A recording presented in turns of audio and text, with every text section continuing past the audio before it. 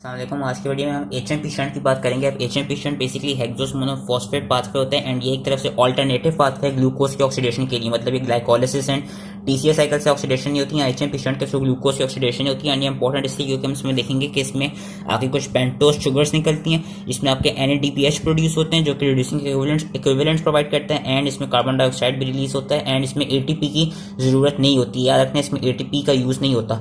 तो जो इसके पहले 3 स्टेप्स होते हैं और इसकी लोकेशन क्या है, ये साइटोसोल के अंदर प्रेजेंट होती है और ये किन सेल्स में होती है, किन ऑर्गेनल्स में होती है, ये लिवर में होती है और जितने भी आपके ऑर्गन्स हैं जो जिनके पास एक तो माइटोकॉन्ड्रिया प्रेजेंट नहीं है जिसमें रेड ब्लड सेल आ गए, रेड ब्लड सेल में ज्यादा इंपॉर्टेंट होती है। उसके अलावा जितने भी आपके स्टीरॉयड हार्मोन्स के वो हैं प्रोड्यूसर्स हैं जिसमें एड्रीनल ग्लैंड्स आ गए, आपका प्लेसेंटा आ गया, ओवरीज आ गई, टेस्टिस आ गई और एडिपोसाइट्स आ गए जहाँ पे स्टेरॉइड की और फैट की लाइपोजेनेसिस जहाँ पे होती है। तो ये adipocytes, liver, mammary glands, red blood cells, adrenal glands, testis और ये और प्लासेंटा, इन जगहों पे एचएमपी शंट हो रहा होता है। और साइटोसोल में होता है कि जो पहले 3 स्टेप होते हैं ना वो होते हैं इरिवर्सिबल और वो ऑक्सीडेटिव होते हैं, यानी उसके लिए ऑक्सीजन रिक्वायर्ड होता है। होता क्या है, ऑक्सीडेटिव रिएक्शंस जो होते हैं सबसे पहले 3 इन्होंने कुछ स्टेप दिखाए हुए नहीं है तो मैं बोल रहा हूँ वो साथ में या तो नोट कर लीजिएगा या सुन लीजिएगा सही से।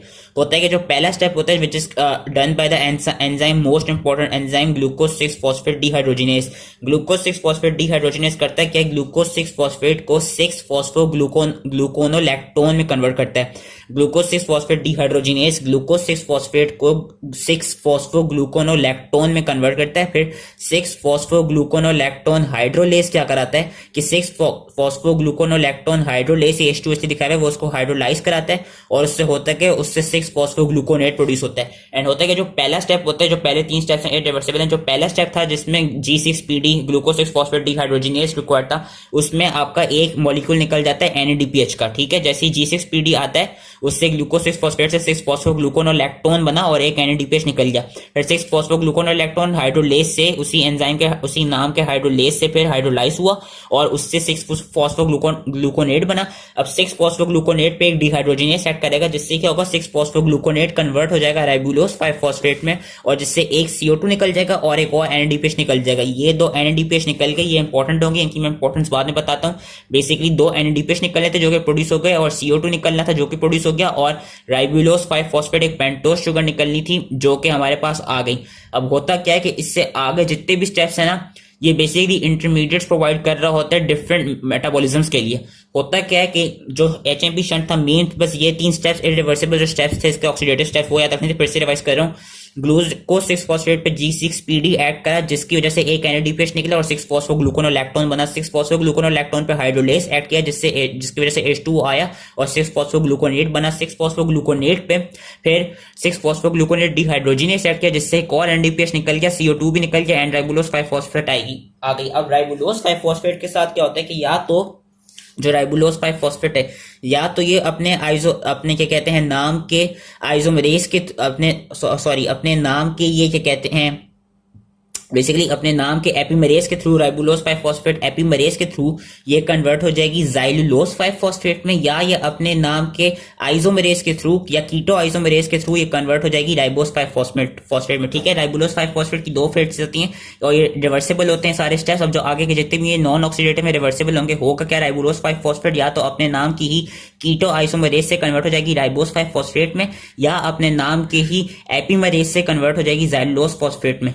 अब जो ये आगे के स्टेप्स है ना ये जरा इंपॉर्टेंटली देखिएगा। अब होता क्या है कि जो राइबोज 5 फॉस्फेट है ये तो आपका हमने पढ़ा था कि ये न्यूक्लिक एसिड की बायोसिंथेसिस के लिए रिक्वायर्ड होता है। हमने प्यूरिन की सिंथेसिस जो डेनोवो सिंथेसिस थी हमने पढ़ा था कि वहां पे राइबोज 5 फॉस्फेट चला जाता है। तो एक तरफ से हमने देख लिया कि जो राइबोज 5 फॉस्फेट है वो न्यूक्लिक एसिड की प्रोडक्शन के लिए यूज हो रहा है और जब ये जितने भी अभी सारे कंपाउंड्स पढ़ेंगे ये किसी ना किसी मेटाबॉलिज्म से रिलेटेड होंगे।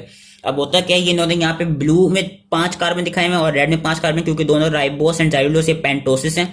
अब जो ये नंबर 6 रिएक्शन हो रहा होता है इसमें क्या होता है कि राइबोस 5 फॉस्फेट और जाइलुलोज 5 फॉस्फेट दोनों आपस में एक एंजाइम के साथ रिएक्ट करते हैं जिसका नाम होता है ट्रांसकीटोलेज। ट्रांसकीटोलेज क्या कराता है कि ट्रांसकीटोलेज बेसिकली इसने इस तरह करके दिखाया हुआ है, होप इजीली समझ में आ जाए कि ट्रांसकीटोलेज क्या करता है, जाइलुलोज 5 फॉस्फेट में से ये जो 2 ब्लू कार्बन दिखाए हुए हैं तो ये करता क्या है कि जो जाइलुलोज 5 फॉस्फेट है वहां से 2 कार्बन राइबोस 5 फॉस्फेट में ट्रांसफर कर देता है। ये राइबोस 5 फॉस्फेट के लाल कार्बन है 5 और जाइलुलोज के 5 नीले हैं। होता क्या, जो ट्रांसकीटोलेस है, ट्रांसकीटोलेस क्या कराते हैं, इन दोनों के दरमियान रिएक्शन ऐसे कराते हैं कि जो दो कार्बन जाइलुलोज के पास है ये इनको ट्रांसपोर्ट कर देता है, ट्रांसफर कर देता है राइबोस 5 फॉस्फेट में, जिससे फिर जो कंपाउंड्स बनते हैं वो दो क्या बनते हैं, जब यहां से दो निकल गए तो पीछे तीन कार्बन रह गए, तो एक बनता है ग्लिसरल्डिहाइड 3 फॉस्फेट और एक आपका बन जाता है, जब यहाँ राइबोस 5 फॉस्फेट दो कार्बन लग गए तो ट्रांसकीटोलेस के थ्रू तो क्या बन जाता है, सीडोहेप्टुलोज 7 फॉस्फेट। तो ट्रांसकीटोलेस ने क्या करा है, इन दोनों के दरमियान रिएक्शन करा है, यहां से दो कार्बन इसमें ट्रांसफर करा दिए, जिससे सीडोहेप्टुलोज 7 फॉस्फेट बन जाता है एंड ग्लिसरल्डिहाइड 3 फॉस्फेट बन जाता है। अब नेक्स्ट स्टेप में क्या होता है कि नेक्स्ट स्टेप आपका होता है with the help of enzyme transaldolase. Transaldolase क्या कराता है कि ये जो सीडोहेप्टुलोज 7 फॉस्फेट है, इसमें से इन्होंने ऑरेंज में दिखाया हुआ है, ये बेसिकली यहां से सीडोहेप्टुलोज 7 फॉस्फेट में से सीडोहेप्टुलोज यानी 7 कार्बन कंपाउंड में से 3 कार्बन, ये एक रेड और 2 नीले, 3 कार्बन को ग्लिसरल्डिहाइड 3 फॉस्फेट में ट्रांसपोर्ट कर देता है। ट्रांसएल्डोलेस ने क्या किया, जो 3 कार्बन है ना यहाँ पे, इनको इस वाले कंपाउंड में क्या कहते हैं, ट्रांसपोर्ट कर दिया। बेसिकली अब हम सीडोहेप्टुलोज 7 फॉस्फेट और ग्लिसरल्डिहाइड 3 फॉस्फेट के दरमियान रिएक्शन करा रहे हैं और वो करा रहे हैं with the help of enzyme transaldolase. Transaldolase ने क्या किया कि यहां से 3 कार्बन जो थे, ये 2 नीले और एक लाल, ये इस वाले में ट्रांसफर कर दी, जिससे हुआ क्या, पीछे बचे 4 कार्बन कंपाउंड, जो कि बचा एरिथ्रोज 4 फॉस्फेट, और यहाँ पे क्योंकि 3 और ऐड हो गए तो यहाँ पे देख सकते हैं कि एक रेड आ गया, 2 नीला आ गए, 3 और कार्बन ऐड हो गए, तो जो ये कंपाउंड बनेगा ये हो जाएगा फ्रुक्टोज 6 फॉस्फेट। तो ट्रांसएल्डोलेस क्या कराएगा, ट्रांसएल्डोलेस ने सीडोहेप्टुलोज 7 फॉस्फेट ग्लिसरल्डिहाइड 3 फॉस्फेट के दरमियान रिएक्शन करवाया और उसने बनाया fructose 6 phosphate and erythrose 4 phosphate. अब होता क्या है कि जो जाइलुलोज 5 फॉस्फेट है ना, जो यहाँ पे बना था, वो यही वाला जाइलुलोज 5 फॉस्फेट यहाँ दिखाया हुआ है, बस इन्होंने इसकी उसको डिफरेंशिएट करने के लिए यहाँ पे यहाँ पे जो 5 कार्बन दिखाए वो हरे में कराएं। अब जाइलुलोज 5 फॉस्फेट पे ट्रांसकीटोलेस अगर ऐड करे तो वो तो राइबोस 5 फॉस्फेट के साथ ये दो कंपाउंड्स बना देगा जो हमने देख लिए थे। या क्या कर सकते हैं, ट्रांसकीटोलेस जाइलुलोज 5 फॉस्फेट में से 2 कार्बन ट्रांसपोर्ट कर देते हैं, किसमें, एरिथ्रोज 4 फॉस्फेट में। ये जो एरिथ्रोज 4 फॉस्फेट है ना, ये जो 4 कार्बन दिखाए में, बेसिकली ट्रांसकीटोलेस या तो ribose 5 phosphate and xylulose 5 phosphate इनके दरमियान रिएक्शन करा सकते हैं, जो कि यहाँ पे दिखाया हुआ है, या ये जो हर एक में कार्बन दिखाए हुए और ये जो 4 रेड में कार्बन दिखाए हुए, या ट्रांसकीटोलेस क्या करते हैं, xylulose 5 phosphate and erythrose 4 phosphate के दरमियान रिएक्शन कराते हैं, जिससे होता है क्या, ये 5 कार्बन कंपाउंड है, ये 4 कार्बन कंपाउंड है। जैसे इस 5 कार्बन में से 2 कार्बन यहाँ 4 में चले गए तो यहाँ पे 6 कार्बन कंपाउंड बन गए। ये 6 कार्बन कंपाउंड कौन सा बना, ये हम देख सकते हैं कि 4 ये एरिथ्रोस वाले थे, 2 जब जाइलुलोज वाला है, तो ये जो 6 कार्बन कंपाउंड बना फ्रुक्टोज 6 फॉस्फेट, और यहाँ से 2 कार्बन निकल गए तो पीछे जो 3 कार्बन कंपाउंड बना वो बना ग्लिसरल्डिहाइड 3 फॉस्फेट। ये सारे जो रिवर्सिबल रिएक्शन है मैं क्यों करा रहा हूँ, क्योंकि हम देख सकते हैं कि एचएमपी शंट से फिर क्या मिल रहा है, ये जो हमें प्रोडक्ट्स मिल रहे हैं जिस तरह ग्लिसरल्डिहाइड 3 फॉस्फेट, फ्रुक्टोज 6 फॉस्फेट, तो ये करेंगे क्या, ये अपनी ग्लाइकोलाइटिक पाथवे में चले जाएंगे। अब ये depending upon the needs of energy और बॉडी, ये इसके थ्रू ये फिर यहाँ से ग्लाइकोलाइसिस में जा सकते हैं। या और क्या होता है, सिंस हमें राइबोस 5 फॉस्फेट मिल रहा है तो राइबोस 5 फॉस्फेट क्या करेगा, वो अपने प्रोटीन्स की सिंथेसिस में चले जाएगा, प्रोटीन्स की डेनोवो सिंथेसिस में चले जाएगा। तो ये थी एचएमपी शंट की इंपॉर्टेंट बात, और ये इससे रिलेटेड ये जो स्टेप्स थे ये बस याद रखते हैं, जो मेन 3 स्टेप है ना वो ज्यादा इंपॉर्टेंट है। उसके बाद ये जो रिवर्सिबल स्टेप्स हैं ये अगर इजीली याद हो सकते हैं तो सही है, अगर नहीं भी याद हो सकते तो बस ये याद रख लेना है कि एचएमपी शंट से ग्लिसरल्डिहाइड 3 फॉस्फेट, फ्रुक्टोज 6 फॉस्फेट, आपके पेंटोसिस आ रही होंगी, एंड आपके ये क्या कहते हैं जो, एंड आपको जो मोस्ट इंपॉर्टेंट है वो 2 NADPH और CO2 प्रोड्यूस होते हैं। एंड इसमें जो ट्रांसकीटोलेस है, ट्रांसकीटोलेस का फंक्शन याद रखना है कि इसने 2 कार्बन कंपाउंड को ट्रांसफर कराना है, वेरस ट्रांसएल्डोलेस ने 3 कार्बन को ट्रांसफर कराना है। अब जो 2 NADPH निकले थे, जो 2 ज्यादा इंपॉर्टेंट प्रोडक्ट थे एचएमपी शंट के, उनके क्या यूजेस होते हैं उनकी बात कर लेते हैं। बेसिकली जो NADPH निकले हैं इनके काफी वैरायटी ऑफ फंक्शन होते हैं। एक तो इनके होते हैं कि ये रिड्यूसिंग इक्विवेलेंट्स प्रोवाइड करते हैं। हमने फैटी एसिड सिंथेसिस की वीडियो पढ़ी थी, उसमें हमने देखा था कि NADPH जो है वो रिड्यूसिंग इक्विवेलेंट्स वहां पे जाके प्रोवाइड करा था। तो इसका हम देख सकते हैं कि लाइपोजेनेसिस में इसका फंक्शन होता है, क्योंकि वो रिड्यूसिंग इक्विवेलेंट्स प्रोवाइड कर रहा है। सिमिलरली हम जब पढ़ेंगे कि जो कोलेस्ट्रॉल की सिंथेसिस है वहां पे भी ये NADPH अपने रिड्यूसिंग इक्विवेलेंट्स प्रोवाइड कर रहा होता है। उसके अलावा NADPH क्या कराते हैं, NADPH आपका जो वो अपने रिएक्टिव ऑक्सीजन स्पीशीज जो होती हैं, जिस तरह हाइड्रोजन पेरोक्साइड हो गया और जितने भी टॉक्सिक कंपाउंड्स होते हैं वो उनको क्या कहते हैं डिटॉक्सिफाई कर देता है। वो ऐसा एंटीऑक्सीडेंट काम कर रहा होता है। वो ऐसा एंटीऑक्सीडेंट काम कैसे कर रहा होता है कि बेसिकली जो ग्लूटाथायोन है विच इज अ एंटीऑक्सीडेंट, वो उसको रिड्यूस करा देता है। वो इसको रिड्यूस कैसे कराता है, इन्होंने यहाँ पे दिखाया हुआ है, होप इसलिए नजर आ रहा हो कि NADPH करता है जो ऑक्सीडाइज्ड ग्लूटाथायोन होते हैं ना उसको अपनी रिड्यूस स्टेट में लाते हैं। ये देख सकते हैं NADPH ऑक्सीडाइज्ड ग्लूटाथायोन को अपनी रिड्यूस स्टेट में लाता है, जिससे होता है कि जो रिड्यूस ग्लूटाथायोन है वो एज अ एंटीऑक्सीडेंट काम करता है। वो जो टॉक्सिक कंपाउंड है जिस तरह H2O2 हो गए उसको वो नॉन टॉक्सिक कंपाउंड में कन्वर्ट कर देता है with the help of enzyme glutathione peroxidase. और जैसे ही वो नॉन टॉक्सिक कंपाउंड में उनको कन्वर्ट कर देते वैसे ही ग्लूटाथायोन खुद ऑक्सीडाइज हो जाते हैं। अब ग्लूटाथायोन को फिर से रिड्यूस करने के लिए कौन आता है? NADPH आता है। तो इसका हम एक तरफ से देख सकते हैं कि NADPH का एंटी टॉक्सिक इफेक्ट है, क्योंकि ये जो एंटीऑक्सीडेंट्स हैं उनको उनकी एक्टिव फॉर्म, उनकी रिड्यूस फॉर्म में ला रहा है। उसके अलावा इसका एक और इंपॉर्टेंट काम ये है कि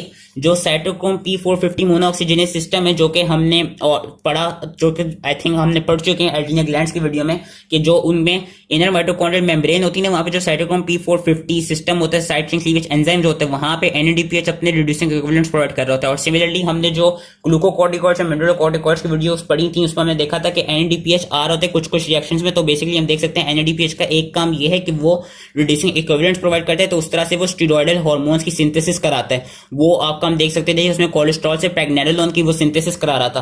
तो उसका एक फंक्शन ये है NADPH का कि ये रिड्यूसिंग इक्विवेलेंट्स प्रोवाइड कर रहा होता है, जिससे आपके डिफरेंट स्टेरॉयडल हार्मोन्स की प्रोडक्शन होती है। माइटोकॉन्ड्रियल सिस्टम उन्होंने दिखाया है कि इनर माइटोकॉन्ड्रियल मेम्ब्रेन में होते हैं किन सेल्स की? Placenta, ovaries, testis, adrenal cortex की, जहां पे स्टेरॉयड हार्मोन्स बन रहे थे सारे, और जहीं पे HMP शंट हो रहा होता है वहां पे इसकी इंपॉर्टेंस है। उसके अलावा इसकी इंपॉर्टेंस क्या है NADPH की? यस, NADPH की इंपॉर्टेंस ये कि ये एज अ फेगोसाइटोसिस के तौर पे भी यूज होता है। फेगोसाइटोसिस के तौर पे कैसे यूज होता है? बेसिकली जो बैक्टीरियम आता है फिर उसको एंटीबॉडी जो है व्हाइट ब्लड सेल के अंदर ले आती है। अब होता क्या है, दो सिस्टम होते हैं, NADPH ऑक्सीडेज एंड माइलोपेरोक्सीडेज। ये कराता है कि NADPH ऑक्सीडेज जो ऑक्सीजन है उसको क्या कहते हैं, उसको एज अ रेडिकल की फॉर्म में बना देते हैं, जिससे रेस्पिरेटरी बर्स्ट एक फंक्शन होता है, जिसके थ्रू फिर होता है कि आगे जाकर माइलोपेरोक्सीडेज ऐड करता है और वो बैक्टीरियम को फेगोसाइटोस कर देता है। तो एक तरफ से याद रखना है कि NADPH एज अ फेगोसाइटोसिस के तौर पे भी यूज हो रहा होता है, क्योंकि वो ये फंक्शन करा रहा होता है। बाकी NADPH हम देख सकते हैं नाइट्रिक ऑक्साइड जो कि आपका वेजोडाइलेटर है, उसकी सिंथेसिस के लिए भी इंपॉर्टेंट होता है। नाइट्रिक ऑक्साइड के दिखाए में nitric oxide as a vasodilator ये स्मूथ मसल्स को रिलैक्स कराता है, प्लेटलेट एग्रीगेशन को प्रिवेंट कराता है, एज अ न्यूरोट्रांसमीटर भी एक्ट करते हैं ब्रेन में। तो एक तरफ से हम देख सकते हैं जो नाइट्रो ऑक्साइड है, जो इंपॉर्टेंट कंपाउंड है, उसकी सिंथेसिस के लिए भी जो NADPH है वो रिक्वायर्ड होता है। तो NADPH का हम इंपॉर्टेंट फंक्शन ये देख सकते हैं कि NADPH एक तो नाइट्रिक ऑक्साइड की सिंथेसिस करा रहा है, फेगोसाइटोसिस करा रहा है, स्टेरॉयडल हार्मोन की सिंथेसिस करा रहा है, लाइपोजेनेसिस करा रहा है, एज अ एंटी ऑक्सीडेंट उनको ऑक्सीडाइज करा रहा है। तो इसलिए ये इंपॉर्टेंट है। HMP शंट इसलिए इंपॉर्टेंट है क्योंकि NADPH आ कहां से रहे, वो आ सारे इधर से रहे, HMP शंट से रहे।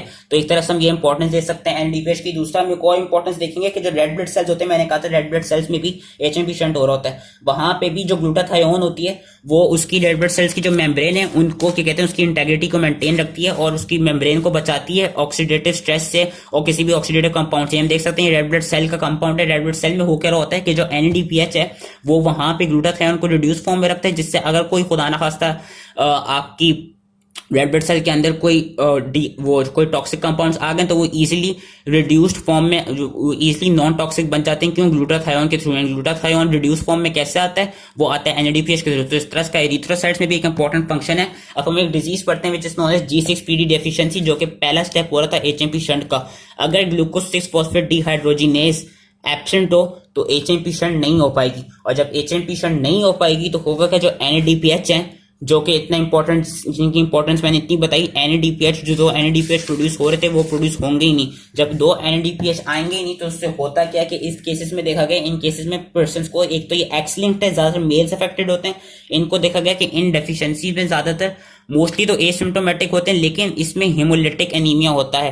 हीमोलिटिक एनीमिया भी होता है और नियोनेट्स में देखा गया कि उनको जॉन्डिस भी हो जाता है। और हीमोलिटिक एनीमिया एंड जॉन्डिस ये सब क्यों होता है? ये इसलिए होता है क्योंकि वहां पे NADPH प्रेजेंट नहीं है, तो वहां पे जो रेड ब्लड सेल्स की जो ग्लूटाथायोन है वो रिड्यूस फॉर्म में नहीं होगा। जब वो रिड्यूस फॉर्म में नहीं होगा, जो रेड ब्लड सेल्स हैं उनके अंदर इजीली कुछ टॉक्सिक कंपाउंड्स आ सकते हैं, और उन टॉक्सिक कंपाउंड से जो रेड ब्लड सेल मेम्ब्रेन है, जो रेड ब्लड सेल का स्ट्रक्चर है, वो डिफॉर्म हो सकता है। और जब वो डिफॉर्म होगा और अफेक्टेड होगा तो उससे होगा कि जो मैक्रोफेजेस होंगे वो उन रेड ब्लड सेल्स को फेगोसाइटोस कर देंगे, उन रेड ब्लड सेल्स को खत्म कर देंगे, और जैसे ही रेड ब्लड सेल्स का लेवल कम होने लगेगा उससे बंदे को हीमोलिटिक एनीमिया हो जाएगा। साथ में इसमें ये देखा गया कि सिंस अपना जो आपका G6PD का रोल ये कि इसमें हीन्स बॉडीज प्रोड्यूस होने लगती हैं। हीन्स बॉडीज क्या होती हैं कि बेसिकली जो आपकी रिड्यूस ग्लूटाथायोन होती है वो कुछ प्रोटीन्स होती हैं जिस तरह हीमोग्लोबिन, उनको भी अपनी नॉर्मल फॉर्म में रखती हैं। जब उनको अपनी रिड्यूस फॉर्म में रखती हैं। जब ग्लूटाथायोन होगा ही नहीं रिड्यूस फॉर्म में, क्योंकि एनएडीपीएच है नहीं, तो जो हीमोग्लोबिन है वो भी क्या कहते हैं ऑक्सीड, उनकी जो हीमोग्लोबिन को कुछ सल्फाइडाइल ग्रुप्स जो होती हैं वो ऑक्सीडाइज हो जाएंगी। जब वो ऑक्सीडाइज हो जाएंगी ना, उसकी वजह से वो डीनेचर्ड हो जाएंगी और वो इस तरह के कुछ स्ट्रक्चर्स बनाएंगी जिनको हम कहते हैं हेन्स बॉडीज। तो उनमें देखा गया कि रेड ब्लड सेल्स के पास कुछ हेन्स बॉडीज अटैच हुई होती हैं। वो क्यों होती हैं? वो G6PD डेफिशिएंसी की हुई होती हैं, वजह से हुई होती हैं। और G6PD डेफिशिएंसी की एक और खास बात यह है कि इन 3 वजहों से होती है, क्योंकि यूजली एसिम्प्टोमेटिक होते हैं, इतना एनीमिया का पता नहीं चलता। लेकिन अगर हम उन पेशेंट्स को, जिन पेशेंट में G6PD डेफिशिएंसी है, उनको हम या तो ऑक्सीडेंट ड्रग्स दें, फेवा बीन्स दें, या कोई इन्फेक्शन हो, तो उससे उनमें फिर जो उनके सिम्टम्स हैं वो ज्यादा नजर आते हैं। और उसमें ये देखा गया है कि बेसिकली ये देखा गया है कि जो G6PD डेफिशिएंसी है ना, वो एक तो ऐसा मलेरिया के लिए रेसिस्टेंस भी प्रोवाइड करती है। लेकिन अगर हम उन पेशेंट्स को जिनमें G6PD डेफिशिएंसी है, जिनको भी पता नहीं है, उनको हम अगर ये निमोनिक याद रखते हैं 3 एज दें, यानी उनको अगर हम कोई एंटीबायोटिक्स दें, उनको कोई एंटी मलेरियल दें, या उनको कोई एंटीपायरेटिक्स दें, तो उससे होगा क्या, उनके जो सिम्टम्स हैं वो इजीली नजर आएंगे। वो नजर कैसे आएंगे? क्योंकि जब होगा क्या, जब उनको एंटीबायोटिक्स देंगे या एंटी मलेरियल ड्रग्स देंगे या कोई भी ड्रग्स देंगे, तो उससे होगा क्या कि उसकी वजह से जो H2O2 है उसके लेवल बढ़ेंगे। जब H2O2 के लेवल बढ़ेंगे तो it will not be able to be convert in its non toxic form. तो उसकी वजह से जो रेड ब्लड सेल का मेम्ब्रेन का स्ट्रक्चर है वो डिफॉर्म हो जाएगा, रेड ब्लड सेल का जो स्ट्रक्चर है वो खत्म हो जाएगा, जिसकी वजह से वो फिर मैक्रोफेजेस इनको डिग्रेड कर देंगे, जिसकी वजह से एनीमिया देखा गया। बाकी ये देखा गया कि एक फेविज्म होता है कि मेडिटेरियन जगहों पे, मेडिटेरियन रीजन पे कुछ लोग फेवा बीन्स खाते हैं। उन फेवा बीन्स की खाने की वजह से होता क्या है, they are more susceptible to haemolytic effect of fava beans. वो फेवा बीन्स जो एक तरह से हिमोलिटिक इफेक्ट प्रोड्यूस करती हैं, हिमोलिटिक एनीमिया का इफेक्ट प्रोड्यूस करती हैं। तो ये देखा गया कि जो लोग फेवा बीन्स इंजेस्ट करते हैं उनको भी क्या कहते हैं, फिर वो G6PD डेफिशिएंसी के सिम्टम्स आने लग जाते हैं, उनमें भी G6PD डेफिशिएंसी नजर आ जाती है। लेकिन इसमें एक चीज ये याद रखनी है कि जरूरी नहीं है कि जिन लोगों को भी, एक इसमें याद रखने की जरूरी नहीं है कि जिसको भी G6PD डेफिशिएंसी हो उसको फेविज्म की वजह से ही हो। ठीक है, ये याद रखने की जरूरी नहीं कि जो भी बनता G6PD डेफिशिएंसी वाला है, मतलब अगर उसको आप फेवा बीन्स देंगे तो उसमें वो G6PD डेफिशिएंसी के सिम्टम आने लग जाएंगे। लेकिन ये जरूरी है कि जिसको भी फेविज्म होगा ना, जिसको भी फेवा बीन्स खा के वो रिएक्शन हुआ होगा, उसको G6PD डेफिशिएंसी होगी। ठीक है, यही चीज समझाई हुई यहाँ पे के कहते हैं फेविज्म द हीमोलिटिक इफेक्ट। फेविज्म बेसिकली वो हीमोलिटिक इफेक्ट होता है जो कि फेवा बीन्स खा के प्रोड्यूस होता है। तो the favism which is the haemolytic effect of ingesting fava beans is not observed in all individuals with G6PD deficiency, लेकिन all patients with favism will have G6PD deficiency. ये चीज मैंने बताई थी। और लास्ट किसकी वजह से इसके फैक्टर्स आते हैं, एक तो इसकी वजह से सिम्टम्स ज्यादा प्रोड्यूस होते हैं, आपके इन्फेक्शन से हो सके कि आपके जो G6PD डेफिशिएंसी है वो ज्यादा इजीली नजर आ जाते हैं, क्योंकि जो इन्फ्लेमेटरी रिस्पॉन्स होता है इन्फेक्शन का, it results in generation of free radicals in macrophages, और जो रेडिकल्स हैं वो फिर आरबीसीज में डिफ्यूज हो जाते हैं, वहां पे जाकर ऑक्सीडेटिव डैमेज कॉज करते हैं, जिसकी वजह से अगेन रेड ब्लड सेल्स जो है वो डिग्रेड होने लग जाती हैं एंड उनमें फिर ब्लड लॉस, हिमोलिटिक एनीमिया आ जाता है। So that was HMP shunt. HMP shunt में बस ये याद रखना था कि इससे जो ये सारे रिएक्शन नहीं याद हो सके कोई बात नहीं, बस इसमें जो G6PD वाला रिएक्शन है वो याद रखना, जिससे 6-फॉस्फोग्लूकोनोलैक्टोन बन रहा था, और ये याद रखना कि 2 NADPH प्रोवाइड करता है, जिसके मैंने फंक्शंस बता दिए काफी ब्रॉडली। राइबोस 5-फॉस्फेट प्रोवाइड कर रहा है जो कि न्यूक्लिक एसिड की सिंथेसिस में चली जाएगी। ये कुछ क्या कहते हैं, कुछ ये इस तरह के प्रोडक्ट्स प्रोवाइड करें जो कि ग्लाइकोलाइटिक पाथवे में चले जाएंगे, और साथ में ये CO2 को रिलीज कर रहा होता है, और इसमें ATP की रिक्वायरमेंट की जरूरत नहीं होती। So that was it. I hope इसकी समझ में आ गया हो एंड थैंक यू।